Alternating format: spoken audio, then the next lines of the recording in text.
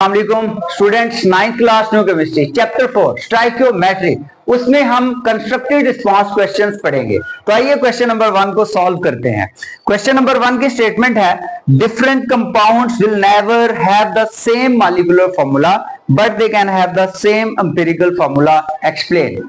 क्या कहा गया आपसे कि मुख्तलिफ कंपाउंड का कभी भी मॉलिक्यूलर फार्मूला सेम नहीं हो सकता, लेकिन एम्पिरिकल फार्मूला सेम हो सकता है। वजाहत करें। तो देखें स्टूडेंट्स, आपको इस सवाल को सॉल्व करने के लिए पहले थोड़ा सा बुनियादी कॉन्सेप्ट सीखना है मॉलिक्यूलर फार्मूला और एम्पिरिकल फार्मूला का।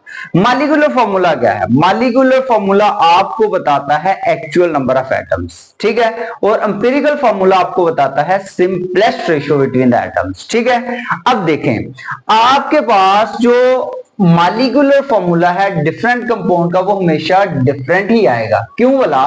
क्योंकि कंपाउंड, कोई भी कंपाउंड है ना, उसमें एलिमेंट की एक फिक्स रेशियो है, ठीक है। फॉर एग्जांपल मैं आपसे कहता हूं कि हमारे पास एक कंपाउंड है ग्लूकोज। ग्लूकोज का फार्मूला C6H12O6। इसमें देखें कार्बन कितने हैं? 6, हाइड्रोजन कितने हैं? 12, ऑक्सीजन कितने हैं? 6। तो ये देखो एक फिक्स रेशियो एलिमेंट्स की, ठीक है। इसी तरह हमारे पास एक कंपाउंड है बेंजीन, उसका फॉर्मूला होता है C6H6। इसमें कार्बन कितने हैं? 6, हाइड्रोजन कितने हैं? 6, तो 6:6। तो आपके पास जो डिफरेंट कंपाउंड्स हैं उनका मॉलिक्यूलर फॉर्मूला सेम नहीं होता। क्यों नहीं सेम होता? क्योंकि उनमें जो एलिमेंट्स होते हैं वो डिफरेंट होते हैं, जो कंबाइंड होते हैं एक फिक्स रेशियो में, ठीक है। जिस तरह इस कंपाउंड में रेशियो 6:12:6 है, लेकिन इस कंपाउंड में 6:6 है। तो डिफरेंट एलिमेंट डिफरेंट रेशियो में मौजूद है। लेकिन इसके बरक्स एम्पिरिकल फार्मूला जो होता है, ये सिंपलेस्ट होल नंबर रेशियो होती है, ये सेम हो सकता है, ठीक है। इसका जो रिमाइंडर पार्ट है, ये वो बात है जो किताब में नहीं थी, ये मैंने यहाँ पे राइट अप कर दी है, ये आप लोगों ने राइट कर लेनी है। इसके बाद जो आपने आंसर करना है वो पेज नंबर 54 पे जाना है, ठीक है। Chemical formulas of binding ionic compound के टॉपिक से ऊपर जो पैराग्राफ बना हुआ है वो राइट करना है। Since an empirical formula does not tell us actual number of atoms present in that compound, rather it represents the simplest ratio between the atoms। यानी कि एक empirical formula जो है ये हमें एक्चुअल नंबर नहीं बताता एटम्स की, बल्कि ये आपको क्या बताता है? Simplest ratio. It is possible that some compound में have the same empirical formula.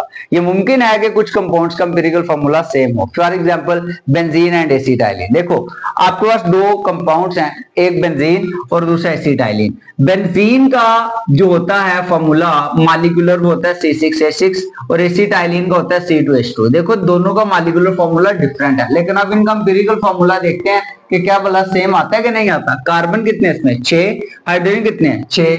इधर कार्बन देखो कितने हैं? 2, हाइड्रोजन कितने हैं? 2, ठीक है। अब इसको सिंप्लीफाई करो, तो इसको सिंप्लीफाई करने के लिए 6 पे डिवाइड करेंगे, इसको सिंप्लीफाई करने के लिए 2 पे डिवाइड करेंगे। 6/6 क्या बना? 1, 6/6 1, 1:1। इधर 2/2 1 और 2/2 1, 1:1।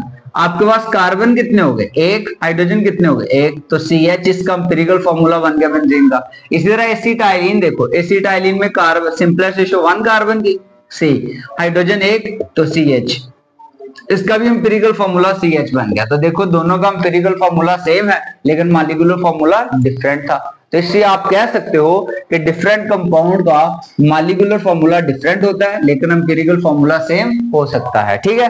This was all about the question number 1। अब हम सॉल्व करते हैं क्वेश्चन नंबर 2 को। क्वेश्चन नंबर 2 में आपको कहा गया है, कुछ कंपाउंड्स के नाम बताए गए हैं और आपको कहा गया है कि उनके केमिकल फार्मूला जो है वो राइट करें, ठीक है। आप लोगों ने केमिकल फार्मूलाज को राइट करना है। देखिए जी, पहला जो कंपाउंड आपको गिवन है वो है कैल्शियम फास्फेट। कैल्शियम फास्फेट, ठीक है। आपने इसका केमिकल फार्मूला लिखना है। कैल्शियम फास्फेट का फार्मूला होता है Ca3PO4 ट्वाइस, ठीक है। ये कैल्शियम फास्फेट का केमिकल फार्मूला है। मैं आपको पहले ही बताता होता हूं कि ये आपने तुक्का नहीं लगाना। इस चीज को समझने के लिए आपको ऑक्सीडेशन नंबर का पता होना चाहिए। कैल्शियम का ऑक्सीडेशन नंबर +2 होता है ना, तो इसके ऊपर +2 होगा, +2 को 3 से मल्टीप्लाई करेंगे तो +6 आ जाएगा।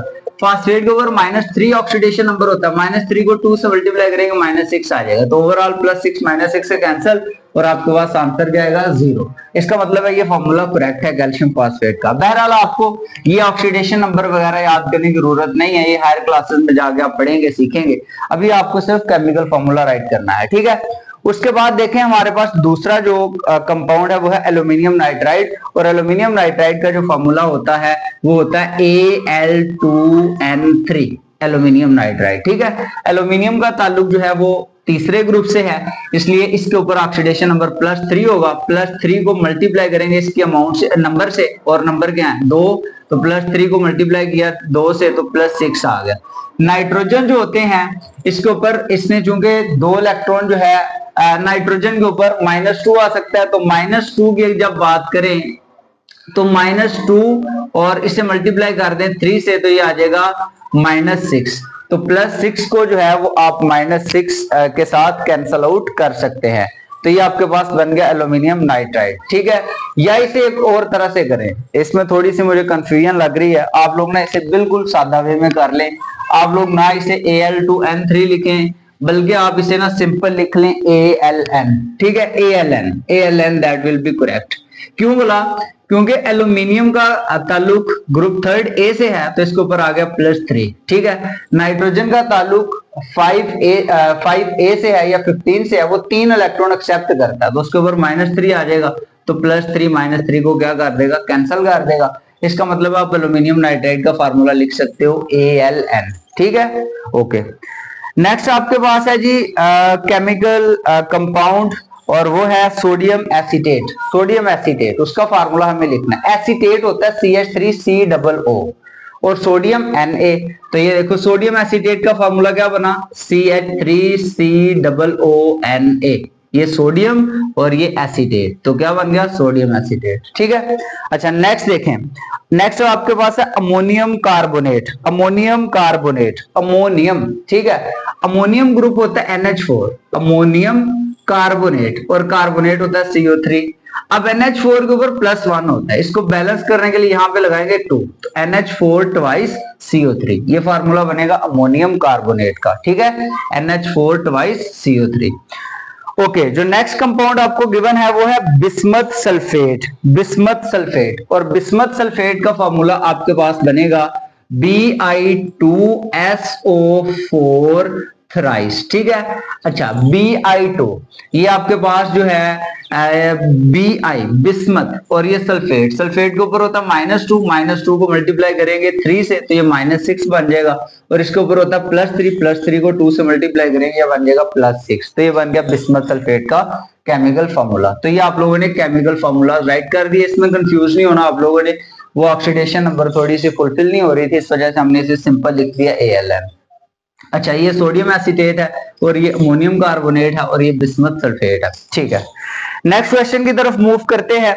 Why does Avogadro's number have an immense importance in chemistry? Avogadro's number की बहुत ज्यादा अहमियत क्यों है केमिस्ट्री में? तो इसके वाकई बहुत ज्यादा इंपॉर्टेंस है केमिस्ट्री में। देखो Avogadro's नंबर का अगर हमें पता हो ना, तो हम एटम्स की तादाद का पता चला सकते हैं, हम मॉलिक्यूल्स की तादाद का पता चला सकते हैं, हम फार्मूला यूनिट्स की तादाद का पता चला सकते हैं, आयंस की तादाद का पता चला सकते हैं, ठीक है। आपको अमाउंट दे दी जाए और आप उस अमाउंट में बता सकते हो कि भाई कितने एटम्स मौजूद हैं, उस अमाउंट में कितने मॉलिक्यूल मौजूद है, ठीक है। तो फिर इसकी बहुत ज्यादा इंपॉर्टेंस हुई ना, ठीक है। एवोगैड्रोस नंबर बेसिकली एक नंबर है 6.022 × 10⁻23, और ये हमें बताता क्या है, एटम्स की तादाद, मॉलिक्यूल्स की तादाद, फार्मूला यूनिट्स की तादाद, आयंस की तादाद, अमाउंट ऑफ सब्सटेंस में। तो वही बात मैंने लिखी है। आप लोगों ने जब आंसर करना है ना, तो आप लोगों ने why does के बाद से स्टार्ट कर देना, राइट करना, क्वेश्चन को ही राइट करेंगे। Avogadro's number have an immense importance in chemistry because Avogadro's number allows the scientist to calculate the number of particles, यानी कि एवोगैड्रो नंबर साइंटिस्ट को क्या अलाउ करता है कि वो कैलकुलेट करें, क्या कैलकुलेट करें, number of particles. Particles means atoms, particles means molecules, particles means formula units, और पार्टिकल मींस आयंस, ठीक है। ये तमाम चीजें हम फाइंड कर सकते हैं, ठीक है, इन अ गिवन सब्सटेंस। मैं आपको मिसाल देता हूं। फॉर एग्जांपल, जब ये राइट कर लेंगे ना, उसके बाद एग्जांपल लिखेंगे। For example, we have 12 gram of carbon, 12 gram of carbon. मैं कहता हूं बताओ 12 ग्राम कार्बन में एटम्स की तादाद कितनी है? आप बता दोगे 6.022 मल्टीप्लाई 10⁻23 एटम्स ऑफ कार्बन। तो देखो आपके पास अगर 12 ग्राम कार्बन के हैं तो आपके पास जो है कार्बन के एटम्स की तादाद कितनी हो गई? एवोगाड्रो नंबर के बराबर। तो इसका मतलब है कि आपने दिए गए सब्सटेंस में एटम्स की तादाद फाइंड कर ली। ठीक है, चलें जी, ये इस तरह और भी कई एग्जांपल बन सकते हैं। For example 18 gram of water, उसमें कितने मॉलिक्यूल हैं? तो 18 gram of water is equal to Avogadro number of molecule of water. ठीक है, ये कर सकते हो आप। अच्छा, बहरहाल जी नेक्स्ट क्वेश्चन की तरफ मूव करते हैं। क्वेश्चन नंबर 4, ये थोड़ा सा आप लोगों को सॉल्व करने वाला क्वेश्चन दिया गया है, इसको हम सॉल्व करते हैं अच्छी तरह से जरा। ठीक है, आपको क्वेश्चन की जो स्टेटमेंट दी गई है उस स्टेटमेंट को पहले आप लोगों ने रीड करना है। रीड करने के बाद आप लोग जो है देखते हैं इसका जवाब क्या बन सकता है। बहरहाल बहुत सिंपल है। ठीक है, कैलकुलेटेड है, ये शॉर्ट आंसर क्वेश्चन भी आ सकता है, लॉन्ग भी आ सकता है। अच्छा, when 8.657 gram of a compound were converted into elements, जब 8.657 ग्राम कंपाउंड्स के को कन्वर्ट किया एलिमेंट्स में, it gave 5.217 gram of carbon, 0.962 gram of hydrogen and 2.478 gram of oxygen. Calculate the percentage of each element present in this compound. आपने इस compound में मौजूद हर element की परसेंटेज को फाइंड करना है। ठीक है, आपको कंपाउंड का मैच दिया गया और उस कंपाउंड में मौजूद 3 एलिमेंट्स हैं, तीनों एलिमेंट्स के मैसेज दिए गए हैं। आपको जो कंपाउंड का मैच दिया गया वो कितना गिवन है? 8.657 ग्राम। तो देखो आप लोग यहां पे क्या लिखोगे? Mass of the compound, mass of the compound, compound का मैस, कंपाउंड का जो मैस आपको गिवन है वो कितना गिवन है? 8.657 ग्राम। ये आपको कंपाउंड का मैस गिवन है। ठीक है, आपको यहाँ पे 3 एलिमेंट्स के मैसेज बताए गए हैं, एक कार्बन, दूसरा हाइड्रोजन, तीसरा ऑक्सीजन। आपने तीनों की परसेंटेज बतानी है। अच्छा, आप लोगों को ना पहले जो दिया गया कार्बन, इसका मैच लिखते हैं, इसकी परसेंटेज फाइंड करते हैं 1 बाय 1, फिर हाइड्रोजन की करते हैं, फिर ऑक्सीजन की करते हैं। आपके पास कार्बन जो है उसका मैच जो है वो लिखते हैं मैस ऑफ कार्बन। देखें, मैस ऑफ कार्बन, कार्बन का मैस, कार्बन का जो मैस आपको गिवन है ना भाई, वो आपको गिवन है 5.217 ग्राम, 5.217 ग्राम। अब इसकी पहले परसेंटेज फाइंड कर लेते हैं ताकि आप कंफ्यूज ना हो। ठीक है, मैं आपको परसेंटेज फाइंड करने का फॉर्मूला बताता हूं। कार्बन है ना, तो कार्बन की परसेंटेज, कंपाउंड ने 3 एलिमेंट दिए, कार्बन, हाइड्रोजन, ऑक्सीजन, तीनों की परसेंटेज फाइंड करनी है। पहले कार्बन की कर रहे हैं। Percentage of carbon is equal to mass of carbon, mass of carbon divided by mass of compound, mass of compound multiply by 100। Multiply किससे करना है? 100 से। आपके पास जो कार्बन है इसका मैस कितना है? 5.217 ग्राम। आपके पास जो कंपाउंड है उसका मैस कितना है? 8.657 ग्राम। मल्टीप्लाई आपने किससे करना है? 100 से। ठीक है, परसेंटेज आ जाएगी। जिस एलिमेंट की परसेंटेज फाइंड करनी हो ना उसके मैथ्स को ऊपर रखें, सारे कंपाउंड के मैथ्स को नीचे रखें, मल्टीप्लाई कर दें 100 से। तो 5.217 है, इसको मल्टीप्लाई करें 100 से। 5.217 मल्टीप्लाई बाय 100। ठीक है, ये आपके पास आ जाएगा 521.7, 521.7 डिवाइड बाय 8.657। ठीक है, अब आप लोगों ने दोनों को ग्राम ग्राम से बहरहाल कैंसिल हो जाएगा ना, ग्राम ग्राम से कैंसिल हो, वो कर दे।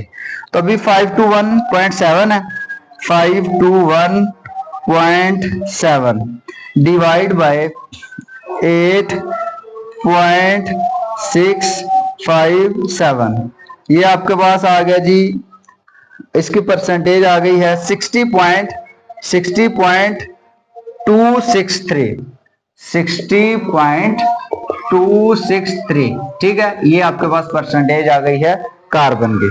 ओके, अब नेक्स्ट हमने फाइंड करनी है परसेंटेज हाइड्रोजन की। परसेंटेज हाइड्रोजन की, हाइड्रोजन की परसेंटेज फाइंड करने के लिए आपको क्या चाहिए? हाइड्रोजन का मैस, हाइड्रोजन का मैस। ठीक है, आप क्या करेंगे? हाइड्रोजन का मैस यहां पे लिखें हाइड्रोजन। ठीक है, मैस ऑफ हाइड्रोजन, जो आपको हाइड्रोजन का मैस गिवन है ना वो आप लोग लिखेंगे यहाँ पे वो कितना गिवन है वो देखते हैं। अच्छा जी, हमें जो मास गिवन है भाई हाइड्रोजन का वो गिवन है 0.962 0.962 ग्राम। ठीक है, कार्बन की भी जगह लिख दें हाइड्रोजन, बाकी सेम रहने दें। जिधर कार्बन की परसेंटेज लिखी हुई थी उस जगह पे हाइड्रोजन की परसेंटेज लिखें। हाइड्रोजन की जो परसेंटेज है वो आपके पास क्या आई है 0.962 ग्राम। ग्राम अगेन ग्राम से कैंसिल हो गया। आपके पास जो है 0.962 मल्टीप्लाई होगा 100 से, 0.962 मल्टीप्लाई होगा 100 से, आपके पास आंसर आ जाएगा 96.2। अब 96.2 को डिवाइड करेंगे 8.657 पे। ओके 96.2 डिवाइड बाय 8.657, आपके पास आंसर आ गया जी 11.11। ठीक है 11.112%, ये आपके पास परसेंटेज आ गई हाइड्रोजन की। ठीक है, इसी तरह थर्ड एलिमेंट आपके पास है ऑक्सीजन। अब ऑक्सीजन का जितना मास आपको गिवन है वो ऊपर रखेंगे, डिवाइड करेंगे सारे कंपाउंड के मास पे, मल्टीप्लाई करेंगे 100 से तो ऑक्सीजन की परसेंटेज आ जाएगी। जिधर लिखा हुआ है ना मैंने हाइड्रोजन, अब इस जगह पे लिखते हैं ऑक्सीजन। ठीक है, यहाँ पे लिखते हैं मास ऑफ ऑक्सीजन। ये ले जी मास ऑफ ऑक्सीजन। अब देखो आपको कितना मास गिवन है ऑक्सीजन का, वो राइट करो। वो गिवन है 2.478 ग्राम, 2.478 ग्राम। ठीक है, इधर भी हाइड्रोजन की जगह ऑक्सीजन कर लो, इधर भी हाइड्रोजन की जगह ऑक्सीजन कर लो। ऊपर मास ऑफ ऑक्सीजन, नीचे mass of compound multiply by 100। तो मास ऑफ ऑक्सीजन जो आपको गिवन है वो कितना गिवन है, वो आपको गिवन है 2.478 ग्राम। ठीक है, 2.478 को अब हम मल्टीप्लाई करेंगे 100 से। 2.478 देखिएगा 2.478 मल्टीप्लाई बाय 100, आपके पास आ गया 247.8। 247.8। ठीक है, अब आप डिवाइड करवाएं 247.8 को 8.657 पे, डिवाइड बाय 8.657, आपके पास आंसर आ जाएगा 28.62। 28.62 ठीक है परसेंटेज। और ये परसेंटेज किसकी आ गई है, ऑक्सीजन की। इस तरह मैंने आप लोगों को बता दी परसेंटेज निकालना हाइड्रोजन की, कार्बन की, हाइड्रोजन की और ऑक्सीजन की। ठीक है, जिसकी परसेंटेज आपने फाइंड करनी है उसको न्यूमरेटर में रखो, ओवर कंपाउंड का मास मल्टीप्लाई बाय 100 तो परसेंटेज आ जाएगी। बिल्कुल इजी है, ये फार्मूला आप लोगों ने रट लेना है, ये याद कर लेना है, तो आप इजीली इस सवाल को सॉल्व कर लेंगे। अच्छा जी, नेक्स्ट लास्ट क्वेश्चन है इसका कंस्ट्रक्टेड रिस्पांस क्वेश्चन का। वीडियो लेक्चर थोड़ा सा लेंथी है क्योंकि हम सारे सवालात को एक ही लेक्चर में कवर कर रहे हैं। आप लोगों ने एंड तक इस जो है लेक्चर को सुनना है, और जिन लोगों ने अभी तक इस YouTube चैनल को सब्सक्राइब नहीं किया वो लाजमी कर लें। अच्छा जी, नेक्स्ट हमारा क्वेश्चन है जी question number 5। How can you calculate the masses of the products. आप किस तरह से प्रोडक्ट्स के मास फाइंड कर सकते हैं इन अ रिवर्सिबल रिएक्शन, एक रिवर्सिबल रिएक्शन में। यानी कि अगर आपको एक रिवर्सिबल रिएक्शन गिवन है तो उसमें आप प्रोडक्ट का मास कैसे फाइंड कर सकते हो। पहले तो आपको पता होना चाहिए ना कि रिवर्सिबल रिएक्शन क्या होता है। रिवर्सिबल रिएक्शन बच्चों वो रिएक्शन होता है जो फॉरवर्ड स्टेट में मूव करता है और बैकवर्ड स्टेट में मूव करता है। ठीक है, यानी कि जो रिएक्टेंट मिलके प्रोडक्ट भी बना देते हैं और जो प्रोडक्ट टूट के दोबारा रिएक्टेंट बना देते हैं, वो रिएक्शन रिवर्सिबल रिएक्शन है। अब सवाल ये है कि आप एक रिवर्सिबल रिएक्शन में प्रोडक्ट का मास कैसे फाइंड करते हो। तो देखें, to calculate the masses of the product formed in a reversible reaction, पहले नंबर पे आपको क्या करना है, first write a balanced chemical equation. सबसे पहले एक बैलेंस केमिकल इक्वेशन लिखो, जिस तरह मैं अभी लिखने लगा हूं। फर्स्ट करें कि हमारे पास एक बैलेंस केमिकल इक्वेशन है N2 plus 3H2 that gives us 2NH3। तो सबसे पहला काम आप लोगों ने क्या करना है, right a balance chemical equation. हमने राइट कर ली बैलेंस केमिकल इक्वेशन। आपको कैसे पता चल रहा है कि ये बैलेंस्ड है। अब नंबर ऑफ एटम्स देखो कि क्या number of atom reactant side और प्रोडक्ट साइड पे बराबर है। नाइट्रोजन के यहाँ पे 2 एटम थे, यहाँ पे भी 2 एटम है। हाइड्रोजन के यहाँ पे 6 एटम थे, हाइड्रोजन के यहाँ पे 6 एटम है, इसका मतलब है कि यहाँ पे नंबर ऑफ एटम्स इक्वल है। ठीक है, तो ये बैलेंस है। पहला काम कर लिया आप लोगों ने। दूसरे काम की तरफ आते हैं। Convert the given message of reactants into moles. आपके पास जो मैसेज हैं रिएक्टेंट्स के, उनको मोल्स में कन्वर्ट करो। ठीक है, मतलब देखो, पहले तो मैस का पता होगा तो मोल्स में कन्वर्ट करेंगे ना, रिएक्टेंट्स के मैसेज को मोल्स में कन्वर्ट करना है। ठीक है, देखो आपके पास नाइट्रोजन के एक एटम का मैस होता है 14, तो 2 का क्या होगा, 14 मल्टीप्लाई बाय 2 28, 28 हो गया। ये इसका मैस है 28 ग्राम। अब एक हाइड्रोजन का एक होता है, तो 3 2 बार 6 हाइड्रोजन है, तो 6 जो है इसको एक को मल्टीप्लाई कर देंगे 6 से, तो आंसर क्या आ जाएगा 6 ग्राम। आपके पास रिएक्टेंट का मैस आ गया। अब इस रिएक्टेंट के मैस को कन्वर्ट करना है मोल्स में। अगर आपके पास 28 ग्राम नाइट्रोजन के हों, तो इसका मतलब है आपके पास 1 मोल है नाइट्रोजन का। और अगर आपके पास 6 ग्राम हाइड्रोजन के हों, तो इसका मतलब है आपके पास 3 मोल हैं हाइड्रोजन के। तो आपने देखा रिएक्टेंट के मैसेज को आपने कन्वर्ट कर लिया मोल्स में। ठीक है, ओके, दूसरा काम ये करना था वो हमने कर लिया। तीसरा काम क्या करना है, तीसरा, use the mole ratio from balanced equation. आपने इस मोल रेशो को यूज करना है बैलेंस इक्वेशन से।